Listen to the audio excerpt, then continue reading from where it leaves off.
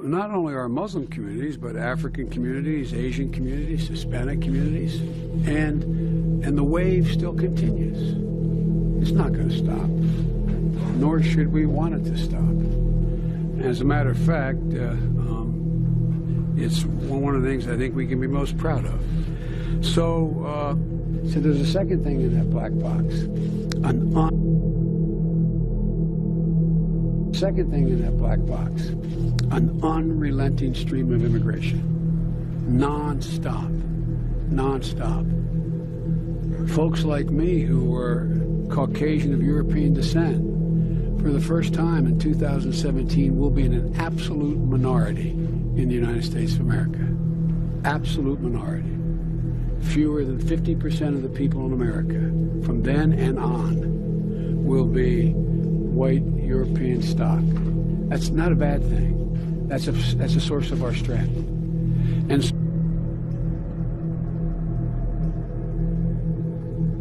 3 minutes sans le démontrer. Eh bien, qu'est-ce que vous voulez que comment je ne vois toujours pas l'intérêt politique du capitalisme à émietter culturellement les peuples.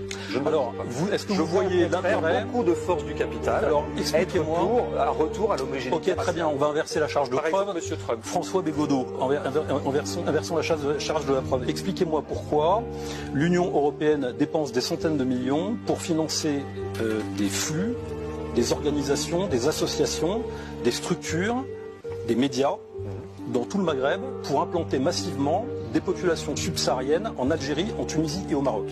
Expliquez-moi.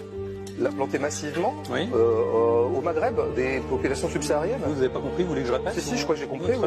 Oui, pourquoi? Je ne vois pas vraiment l'intérêt de cette question, mais allez-y. Je vous pose la question. Non, à votre avis, pourquoi le font-ils? Je n'ai pas révisé cette question. Je n'ai pas révisé le Maghreb. Je pensais que c'était plutôt l'Amérique du Sud qui allait tomber. À votre avis, est-ce qu'ils le font pour que... Est-ce que l'Union européenne et les gens qui tiennent l'Union européenne, est-ce que ces gens-là le font pour en tirer des bénéfices? Donc ils le font pour créer de l'hétérogénéité culturelle, si je vous suis bien. Ils le font pour déstabiliser ces pays. D'accord, les déstabiliser, et de sorte que du coup le marché sera plus accessible, quoi. Non, je n'ai pas dit ça.